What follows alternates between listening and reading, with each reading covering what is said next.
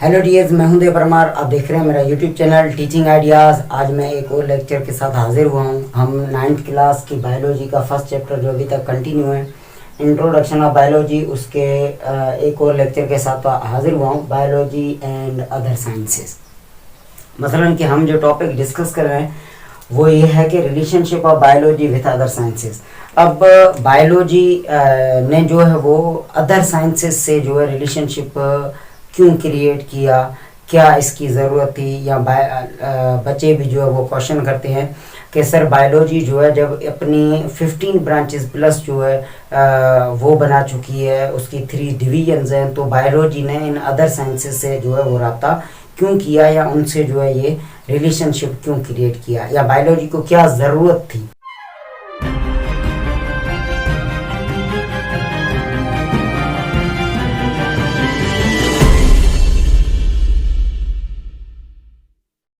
के ब्रांचेस जो हैं वो सिर्फ लिविंग थिंग्स की एक स्पेसिफिक फीचर्स पे काम करते हैं, जैसे कि एक्सटर्नल स्ट्रक्चर हो, इंटरनल स्ट्रक्चर हो, सेल्स हो, टिश्यूज़ हो, तो उन पे जो ब्रांच काम करती है तो वो एक उसका शोबा बना दिया गया। लेकिन कुछ ऐसी भी फीचर्स अभी जानदार चीज़ों की या लाइफ की बाकी थी जो ब्रांचेस के क्रिएट होने के बाद भी वो चीज़ें जो है बायोलॉजी के लिए हासिल करना इम्पॉसिबल थी। बायोलॉजी जो है सारी फीचर या खासियतें जो थी ज़िंदगी की, उन सब को जो है उन सब की डेटा जो है वो हासिल करना चाहती थी। तो मैं आज आपके साथ जो है कुछ अदर साइंसेस जो है वो डिस्कस करने जा रहा हूँ। तो यहाँ पे कुछ ऐसी पॉइंट्स हैं जो मैं मेजर आपको बता रहा हूँ, फिर हम जो अदर साइंसेस की तरफ बढ़ते हैं। सबसे पहले ये है कि बायोलॉजी को एक मल्टी डायमेंशनल सब्जेक्ट कहा जाता है। अच्छा, ये मल्टी डायमेंशनल सब्जेक्ट इसको क्यों कहा जाता है? क्योंकि बायोलॉजी जब सारी फीचर्स पे जो है वो लिविंग थिंग्स की सारी फीचर्स पे डेटा हासिल करना चाहती थी, तो बायोलॉजी ने हर एक साइंस से जो है वो कांटेक्ट किया। उसके रूल्स रेगुलेशंस या टूल्स जो कहें वो उनकी टेक्निक्स जो कहें उन साइंसेस की इसने यूज़ की। जब सारी साइंसेस की या हर तरफ जो है बायोलॉजी के कनेक्शन थे, तो इन मल्टी कनेक्शन के बेस पे हम उससे जो है मल्टी डायमेंशनल सब्जेक्ट भी कहते हैं। अच्छा, बायोलॉजी को जो है वो इंटरडिसिप्लिनरी साइंस भी कहा जाता है। हम जो है इसे इंटरडिसिप्लिनरी साइंस इसलिए कहते हैं क्योंकि बायोलॉजी जो है वही बात वापस आ जाती है कि ज़िंदगी की सारी फीचर्स की डेटा हासिल करने के लिए बायोलॉजी ने उन साइंसेस के जो पिलर हैं, डिसिप्लिन है, उन पे काम करना शुरू किया। तो बायोलॉजी और वो साइंस के जो है इंटरनल रिलेशनशिप क्रिएट हुए, और अंदरूनी जो रिलेशनशिप थे उन पे इन्होंने जो अपना कनेक्शन कायम किया। तो इस हिसाब से इंटरडिसिप्लिनरी साइंस, मसलन के अंदरूनी तौर पे जो कायदे कानून है उन पे काम करने वाली साइंस भी से जो है बायोलॉजी को कहा जाता है। बायोलॉजी ने जो है ना अदर साइंसेस से कांटेक्ट क्यों किया और क्या ज़रूरत थी, तो यहाँ पे मैंने एक लाइन एग्जांपल के तौर पे लिखी है, movements of animals follows the law of motion and physics. इसका मतलब ये है कि हम जानदार जो चीज़ें हैं इनके अंदर ऐसी मूवमेंट्स होती हैं, चाहे बॉडी की हों या बॉडी के अंदर जो कुछ चीज़ें हैं, मसलन कि हम जो चीज़ खाते हैं उसकी मूवमेंट होती है। एलिमेंट्री कैनाल में हमारे जिस्म में ब्लड जो है वो सर्कुलेट कर रहा है। बहुत ऐसी सारी चीज़ें हैं जिनकी मूवमेंट्स हैं, बॉडी मूवमेंट्स हैं, स्पेशली जो आप मूव करते हैं बॉडी को from one place to another place. तो ये सारी चीज़ें जो है फिजिक्स के अंदर मोशन के जो लॉज हैं, अगर हम वो समझ लें तो हमें लिविंग थिंग की जो है वो मूवमेंट समझ में आ जाएंगी। तो ये तो एक एग्जांपल है एक ही साइंस का, फिजिक्स का, लेकिन ऐसे बहुत सारे अदर जो है वो काम थे जो बायोलॉजी जो है उनके बारे में जानना चाहती थी, तो उसने हर एक साइंस से जो है वो कांटेक्ट किया। अब हम चलते हैं बायोलॉजी, ये खुद है बायोलॉजी का सबसे पहले रिलेशनशिप हम पढ़ते हैं फिजिक्स से। बायोलॉजी ने जब फिजिक्स से जो है वो कांटेक्ट किया, अच्छा फिजिक्स से कांटेक्ट किया तो कौन सी चीज़ जो है वो डेटा गेन करने के लिए, पर फिजिक्स का जब बायोलॉजी से कनेक्शन हुआ तो ये बन गई बायोफिजिक्स। ये जो चीज़ है ना ये कहलाती है अदर साइंस। अदर साइंस का मतलब ये है कि देखें ये बायोलॉजी और फिजिक्स का कनेक्शन है। बायोफिजिक्स जो है ये ब्रांच जो है ये फिजिक्स की है, क्योंकि यहाँ पे जो भी रूल्स रेगुलेशंस टेक्निक्स टूल्स या जो भी तरीके लिविंग थिंग्स के ऊपर अप्लाई किए जाते हैं डेटा निकालने के लिए, वो सारे रूल्स फिजिक्स के हैं और कायदे कानून फिजिक्स के हैं। तो ये फिजिक्स की ब्रांच जो है वो कहलाती है। हम यहाँ पे पहली पॉइंट जो मैं आपको बता दूं कि यहाँ पे देखें ये है laws and technique of physics are applied to explain the process of life. जिंदगी के जो मराहल हैं, जिंदगी के अंदर जो मराहल चल रहे हैं, चाहे मूवमेंट हो, मैंने जैसे पहले आपको एक एग्जांपल दिया था, हमारे जिस्म की हरकतें हो या हमारे जिस्म के अंदर कुछ फ्लूइड्स हैं उनकी हरकतें हो, तो इन सारी प्रोसेसेस को एक्सप्लेन करने के लिए फिजिक्स के टेक्निक और लॉज जो है वो अप्लाई किए जाते हैं यहाँ पे। और इसके अंदर बायोफिजिक्स के अंदर एक ब्रांच है रेडियो फिजिक्स, जिसे आप सब ब्रांच भी कह सकते हैं, ठीक है। रेडियो फिजिक्स जो है ना ये बायोफिजिक्स की ब्रांच है और बायोफिजिक्स जो है ना ये फिजिक्स की ब्रांच है। तो इस हिसाब से रेडियो फिजिक्स का अगर आप एक शोबा सिर्फ जाके देख लें तो उसके अंदर पहला जो टूल है रेडियो एक्टिव आइसोटोप्स, ये यूज किया जाता है लिविंग थिंग्स के ऊपर। क्या करने के लिए? Trace different material with in the organisms. जानदार के अंदर जो मुख्तलिफ प्रोसेसेस हैं या मुख्तलिफ जो मटेरियल हैं उन्हें ट्रेस करने के लिए, उन्हें देखने के लिए कि ये कहाँ हैं, कैसे हैं, किस साइज़ के हैं, एटसेट्रा, ये सारी चीज़ें ट्रेस करने के लिए रेडियो एक्टिव आइसोटोप्स शुआई तौर पे जो एक रेज जिसमें इस्तेमाल होते हैं, तो वो जो है एक टूल है रेडियो फिजिक्स का, वो इस्तेमाल करके डिफरेंट मटेरियल जो है उनको ट्रेस किया जाता है। एक और टूल है radio labelling and carbon dating, ये भी रेडियो एक्टिव आइसोटोप्स जैसा ही है। ये क्या करता है? Determine the age of fossils. जो पुराने जानदार हैं लाइक डायनासोर का जो एक पिंजरा है बॉडी का, उसे हम फॉसल्स कहेंगे। तो उन फॉसल्स से जो है एज मालूम करना रेडियो लेबलिंग और कार्बन डेटिंग जैसे टूल जो है रेडियो फिजिक्स के, वो इस्तेमाल किए जाते हैं मालूम करने के लिए। उसके बाद एक और टूल है साउंड वेव्स, जिसे अल्ट्रासाउंड के तौर पे इस्तेमाल किया जाता है। आपने देखा ही होगा आजकल की लेबोरेटरीज में, वहाँ पे जो है ये चीज़ चलती है। उसके अलावा लेज़र टेक्नोलॉजी वगैरह, ये एक और टूल है रेडियो फिजिक्स के अंदर जो लिविंग थिंग्स के ऊपर जो है वो इस्तेमाल किया जाता है। आप देख लें कि किडनी के जो स्टोन है उसको जो है डैमेज करने के लिए जो है लेज़र टेक्नोलॉजी का जो है इस्तेमाल किया जाता है, या बहुत सारी ऐसी एक्स्ट्रा ग्रोथ होती है ऑर्गेन्स की इनसाइड द बॉडी, तो उसको जो है वो डैमेज करने के लिए या उसको रोकने के लिए, ख़त्म करने के लिए शुआई जो ट्रीटमेंट दिया जाता है वो सारा जो है फिजिक्स का। तो ये देखें, एज मालूम करना, डिफरेंट मटेरियल्स को ट्रेस करना, या साउंड वेव्स, इंटरनल ऑर्गन्स को देखना अल्ट्रासाउंड की तरह, या लेज़र टेक्नोलॉजी का यूजेज, ये सारे आप देख लें तो ये फिजिक्स के टूल हैं या फिजिक्स के लॉज और टेक्निक्स हैं। ये लिविंग थिंग्स के अंदर जो है ये अप्लाई किए जाते हैं ये डेटा जो है गेन करने के लिए। अगर बायोलॉजी फिजिक्स से कांटेक्ट ना करती तो ये जो चीज़ें आजकल हम अपनी डेली लाइफ में जो आसानी से मेडिकल शोबे के अंदर, या जहाँ पे आप एक्सरे मशीन देख लें, जो रेडियो फिजिक्स की साइड पे है, अल्ट्रासाउंड देख लें, ये जो इस्तेमाल कर रहे हैं मेडिकली ट्रीट करने के लिए, तो ये हमें जो है ये असिस्ट फिजिक्स की तरफ से जो है दिया गया। तो इस हिसाब से बायोलॉजी को जो है फिजिक्स से कनेक्शन बनाना पड़ा, और फिजिक्स और बायोलॉजी के कनेक्शन को हम अदर साइंस बायोफिजिक्स कहते हैं। अब हम चलते हैं एक और बायोलॉजी के कनेक्शन की तरफ, जिसे अदर साइंस का नाम दिया है बायोकेमिस्ट्री।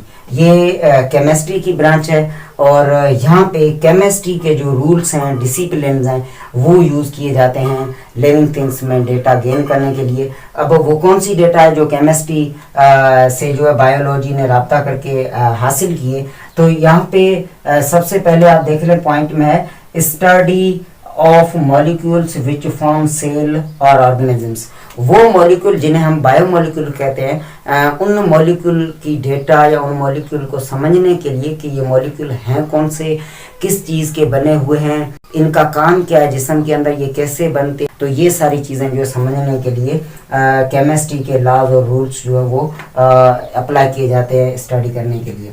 दूसरी यहाँ पे एक पॉइंट है कि explain the synthesis of biomolecules. मैंने अभी आपको बताया कि बायोमॉलिक्यूल जो है जो सेल या लिविंग थिंग्स के लिए बहुत ही बेसिक हैं, उनको हम बायोमॉलिक्यूल्स कहते हैं। तो आप देखें, आपने देखा होगा कि सेल के अंदर ऑर्गेनेल हैं, तो वो एक एक ऑर्गेनेल किसी ना किसी मॉलिक्यूल का बना हुआ है। तो वो मॉलिक्यूल जो सेल और सेल की जो चीज़ें हैं जिसे हम ऑर्गेनेल कहते हैं, उनको बनाने में जिन मॉलिक्यूल्स का हाथ है उन्हें हम बायोमॉलिक्यूल्स कहते हैं। उन बायोमॉलिक्यूल्स को कैसे वो बनते हैं, उनकी फॉर्मेशन, उनकी स्ट्रक्चर जो है समझने के लिए हमें केमिस्ट्री के लॉज और टेक्निक्स जो वो यूज़ करने पड़ेंगे। तीसरी यहाँ पे पॉइंट है important, functions of biomolecule in the body of N organisms.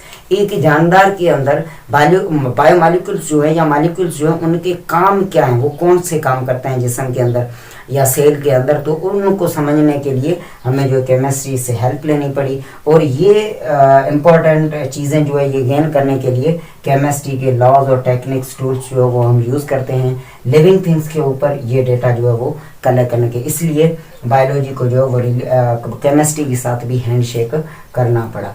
इसके बाद हम आ जाते हैं बायोलॉजी का जो कनेक्शन है वो एक इम्पॉर्टेंट साइंस के साथ है जिससे हम मैथमेटिक्स कहते हैं।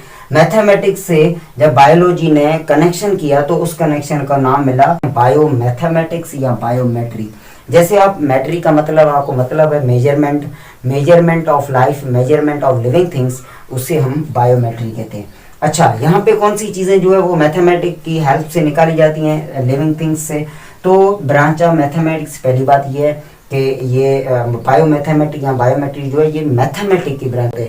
मिसाल के तौर पे अगर आप लिविंग थिंग्स की हाइट है, लिविंग थिंग्स का वेट है या लिविंग थिंग्स की जो एज है, मसलन हम नंबर, फार्मूलाज, इक्वेशन सिस्टम जो मैथमेटिक्स के हैं वो हम लाइफ पे, लिविंग थिंग्स पे यूज़ करते हैं डेटा गेन करने के लिए, तो ये सारे मेथड्स मैथमेटिक हैं। सेकंड पॉइंट इसकी ये बायोमैथमेटिक की कि कलेक्ट्स डेटा ऑर्गेनिजम्स। इस यहाँ पे ये जो अदर साइंस की लेवल है बायोमैथमेटिक, यहाँ पे लिविंग थिंग्स की जो डेटा है वो कलेक्ट की जाती है कि लिविंग थिंग्स जो धरती पे हैं उनकी वो कौन कितनी कितनी साइज़ की है, उनका बॉडी का वेट क्या है, या उनके बॉडी का जो है वो डायामीटर, इस तरह की बहुत सारी चीज़ें, उनके ऑर्गन का, उनकी बॉडी का, पूरी जो है ये लाइफ का, ये सारी चीज़ें जो है डेटा कलेक्ट की जाती है। तो यहाँ पे मैथमेटिक के रूल जो है वो अप्लाई करने पड़ते हैं। Plays role in research.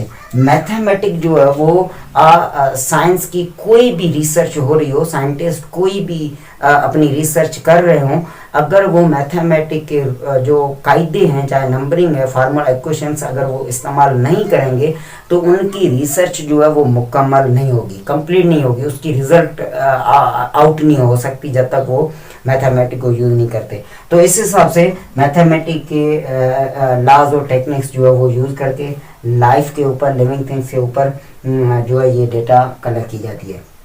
एक और रिलेशनशिप की तरफ हम बढ़ते हैं, बायोजियोग्राफी। अब ज्योग्राफी तो आप जानते हैं ये जो लैंडस्केप्स हैं या धरती जो है, ये अर्थ जो है, अर्थ की जो स्टडी है, इसे हम ज्योग्राफी कहते हैं। लेकिन बायोजियोग्राफी जो है ये यहाँ पे कौन सा काम होता है, हमारी धरती पे बहुत सारे लैंडस्केप्स आपको मिलेंगे, डिजर्ट लैंडस्केप मिलेगा, माउंटेन एरियाज मिलेंगे, प्लेन्स एरिया मिलेंगे, या प्लेट्यूज मिलेंगे, या सी शोर हैं, पानी वाले से इलाके मिलेंगे आपको, मतलब धरती के जो फेसेस है वो डिफरेंट फॉर्म में आपको मिलेंगे। ये जो लैंडस्केप है, इन लैंडस्केप का इन्वायरमेंट जो होता है, माहौल जो होता है, वो हर लैंडस्केप से डिफरेंट होता है, एक जैसा नहीं है। रेगिस्तान का टेम्परेचर, रेगिस्तान की जो अब वो हवा है, वो हमारे मैदानी जो इलाके हैं या जो जाबलू इलाके हैं उन जैसा नहीं है, वो डिफरेंट है।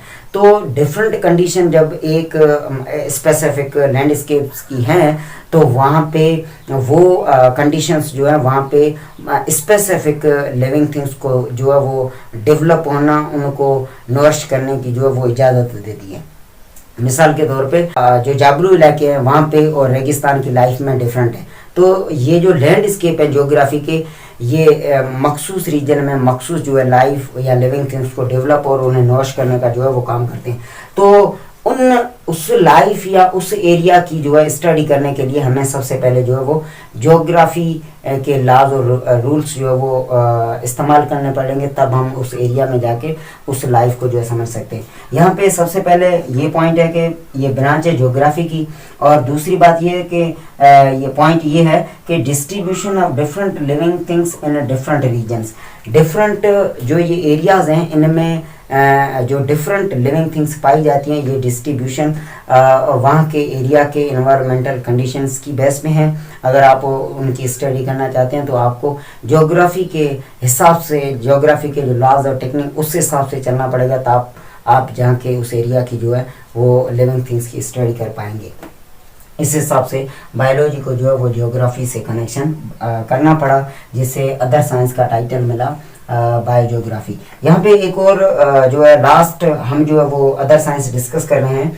बायोलॉजी ने जब इकोनॉमिक्स से जो है वो कनेक्शन किया, इकोनॉमिक्स से जब कनेक्शन किया तो इसको टाइटल मिला अदर साइंस का बायो इकोनॉमिक्स।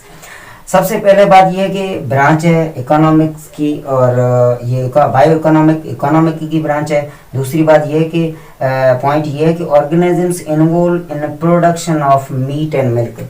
वो जानदार जो मिल्क, मीट या ऐसी और भी चीज़ें हैं उनकी प्रोडक्शन करवाने के लिए हमें इकोनॉमिकली थॉट से या इकोनॉमिकली पॉइंट ऑफ व्यू से जो है उसे करना पड़ा, क्योंकि हम अब बिजनेस कर रहे हैं लाइफ पे, लिविंग थिंग्स पे। तो बिजनेस की जो सारी डिटेल है, बिजनेस की जो सारी चीज़ें हैं वो अगर आपको करना चाहते हैं लाइफ में या मखसूस लिविंग थिंग्स पे, तो आपको इकोनॉमिक के कुछ जो है वो रूल्स रेगुलेशंस इस्तेमाल करने पड़ेंगे। इसके बाद सेकंड पॉइंट है calculate profit and cost values. अब इकोनॉमिक जो है वो आपको अच्छी तरह से समझाएगी कि आप अगर ये काम कर रहे हैं तो आपको कितनी कॉस्ट करनी पड़ेगी, और इतनी कॉस्ट करेंगे तो कितने टाइम बाद आपको जो है प्रॉफिट वैल्यू जो है ये मिलेगा।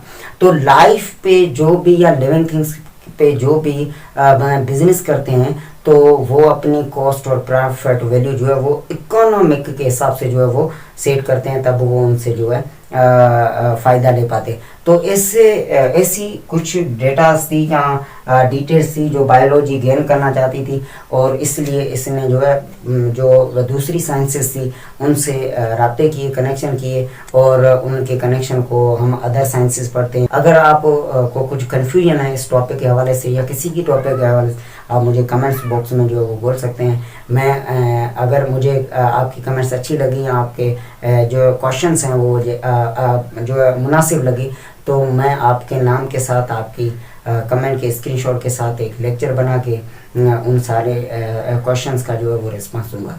Thank you very much.